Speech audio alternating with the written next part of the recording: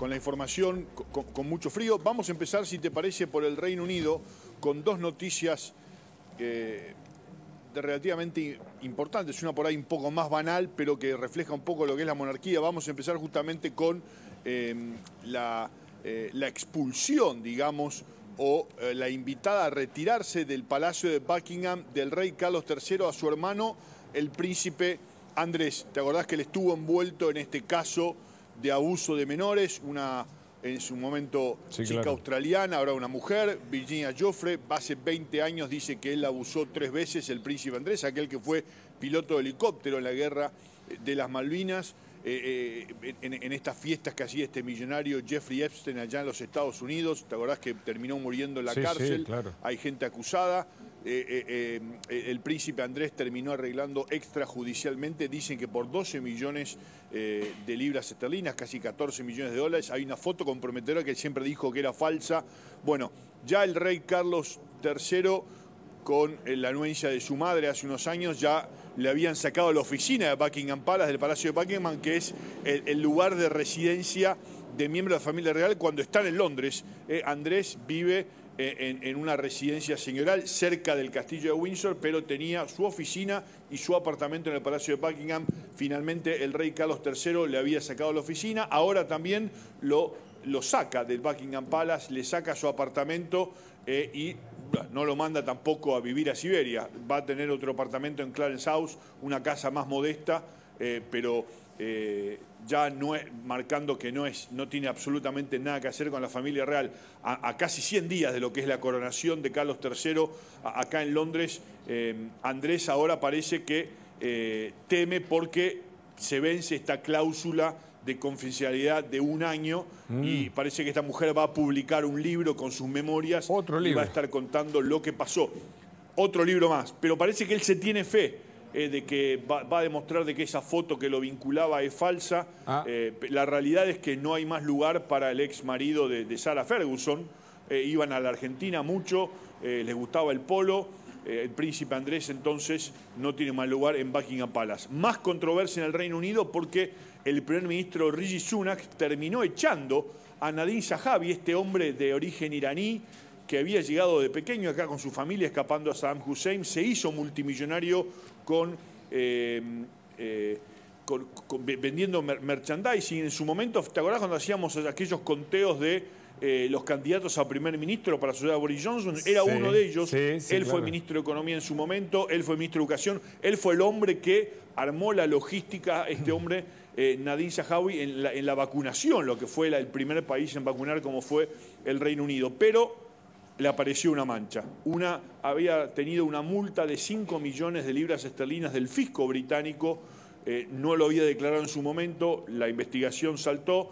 Rishi Sunak sigue el código ministerial, esperó la resolución y sí se comprobó que él había tenido una pequeña deuda de casi 6 millones de dólares, 5 millones de libras con el fisco que había sido multado y ahora entonces lo baja como ministro. Más polémica en el gobierno británico, realmente cada vez son más. Hoy en día perdería la elección nacional si fuera hoy por 30 puntos y la oposición no hizo absolutamente nada. Vamos a terminar también votando acá al menos malo. Por ahí allá también suena familiar. Sí, ya saliendo del ámbito británico, hubo entre el 27, el 28, el 29, todo el fin de semana estuvieron los actos de recuerdo de lo que fue la liberación en Polonia del campo de concentración de Auschwitz-Birkenau. 1.200.000 personas ahí eran explotadas, eran gasificadas y eran cremadas por el gobierno, por el régimen nazi allá en la Segunda Guerra Mundial. Y por primera vez, desde que se recuerda esta fecha, el 27-28 de enero del 45, se celebra todos los años, no hubo delegación de Rusia, justamente Auschwitz había sido liberado por el Ejército Rojo, por la Brigada 322, claro. Regimiento 322 del Ejército Soviético. Enseguida los rusos saltaron contra los polacos. Ustedes quieren reescribir la historia. Y los polacos le contestaron muy bien. ¿Sabes qué le dijeron, Hugo? ¿Qué? El campo de concentración fue liberado por tropas soviéticas. De hecho, en ese regimiento 322 con base en Moscú había 35% de soldados ucranianos y había gente de todos los países que componían la la Unión Soviética. Por lo tanto, estamos agradecidos de lo que hizo el Ejército Rojo en ese momento, pero no con los rusos, por lo tanto no fueron invitados. Recordamos también siempre en estas fechas, Hugo, que la idea de la solución final fue de un hombre llamado Adolf Eichmann, claro, que ideó la logística de estos centros de la muerte, donde perecieron millones y millones de personas, judíos, homosexuales, todo lo que no era como ellos, y que ese hombre terminó viviendo en Argentina. Durante casi 25 años fue secuestrado por el Mossad, el Servicio Secreto Israelí.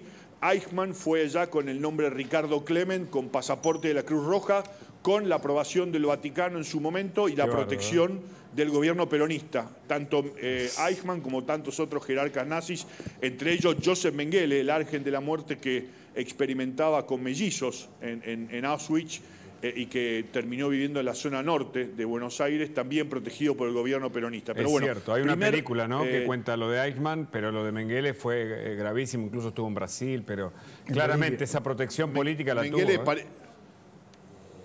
Sí, de Perón y todo su entorno en su momento. Parece que Mengele, cuando se enteraron de que habían agarrado a Eichmann, se fue a Brasil y se terminó ahogado. Pero bueno, Priev, que tantos jerarcas nazis, criminales que escaparon por el puerto de Génova con pasaporte de la Cruz Roja o del Vaticano.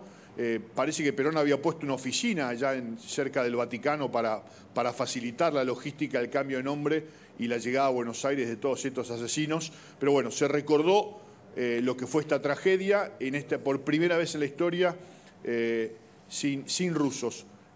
Y ya para terminar, tema Ucrania en la guerra, ya son 12 de los países que confirmaron que van a estar enviando tanques a Ucrania. Por el momento, entre 330 y 350 tanques. La mayoría son los Leopard, de fabricación alemana, pero provistos por diferentes países. Los Estados Unidos, el Reino Unido, los holandeses, los finlandeses, los canadienses, los españoles, los holandeses, los portugueses, los checos y los lituanos y los noruegos van a estar enviando tanques. Por el momento aviones no, dicen los alemanes. Los alemanes, justamente por lo que hablábamos antes, tienen un problema tremendo ellos internos, la gente no ve bien políticamente que se envíe armamento a lugares donde los nazis cometieron atrocidades. Recordemos, los nazis invadieron y tomaron Ucrania en su momento. Mientras tanto, la OTAN insiste en que, pese a que Alemania diga que no, el Reino Unido no ha dicho que no al envío de cazas de los Typhoon Eurofighters, y los Estados Unidos tampoco ha dicho que no descarta mandar M-16, y hasta los franceses. Habíamos dicho que Francia iba a mandar tanques, Leclerc, eso fue negado al final. Francia no está enviando tanques, pero Francia en algún momento va a tener que enviar estos aviones Rafale Dassault, que son el caza tal vez más moderno del mundo, que los ucranianos piden a gritos. Acá tuvimos el fin de semana un documental de la BBC donde Boris Johnson dijo que en su momento, antes de la guerra, él había recibido un llamado de Putin que le dijo: no se metan, porque en un minuto aprieto un botón y Londres desaparece del mapa con un ataque nuclear. Los rusos negaron que Putin haya hizo a Boris Johnson, pero Boris Johnson fue tajante, no tenía necesidad de mentir en ese entonces. Mientras hay una cumbre entre la OTAN y Corea del Sur. Corea del Sur, pese a no ser miembro de la OTAN, se va a sumar también enviando armamento a Ucrania. Para tener una idea, Japón y los coreanos han participado como observadores en las cumbres de la OTAN, sin ser miembros, mientras que sube el rumor de que Corea del Norte le está proveyendo de armas, al igual que los iraníes, a Rusia. Mira vos, incierto el panorama o la provisión de tanques, los países que se han sumado para ayudar a Ucrania, pero hay algunos que ayudan también, en este caso, al gobierno de Putin. ¿Se sabe algo de la salud del mandatario ruso, Cristian? ¿O es todo, son todas versiones? Mirá, sin confirmar? Está el plan Arca de Noé. El plan Arca de Noé es un plan que parece que tienen los rusos. Hubo un hombre, Audas Barinikov, un hombre que había trabajado en el Kremlin, que ya había sacado rumores a principio con la revista Newsweek en los Estados Unidos a principios de diciembre de que había el plan Arca de Noé, que era la evacuación de Vladimir Putin, sea por salud o por seguridad o por temor a un atentado o porque corría peligro su vida de ser depuesto internamente por los rusos. Este plan potencial de evacuación de Vladimir Putin sería América Latina, y los 3 destinos que nombran en este informe que accedió este hombre, un arrepentido que ya está exiliado en los países bálticos, en Estonia, es que Vladimir Putin, en caso de correr peligro su integridad o su salud o su posición, podría irse a Cuba, a Venezuela o a la Argentina. Son los 3 nombres que han nombrado como posible destino de Vladimir Putin como posición de refugiado político, si uno demuestra que es perseguido políticamente en su país. Estos 3 países, entre ellos la Argentina, pueden darle refugio político o literalmente escaparse con la complicidad de algún gobierno y refugiarse en caso de que sea depuesto por los mismos rusos. Qué dato que nos traes, por si nos faltara algo a la Argentina. Pero claro, hay que recordar que Alberto Fernández, un par de días antes de la invasión de Rusia a Ucrania, le dijo que tenían las puertas abiertas para América del Sur a Putin desde la Argentina, ¿no? Y bueno, en su momento las tuvieron Eichmann, las tuvieron Mengele, y ahora tal vez las tenga Putin. Clarísimo, Cristian. Muchas gracias por el informe, como siempre, tan completo. Un abrazo. Abrazo grande. Ronen Suárez está en Nueva York.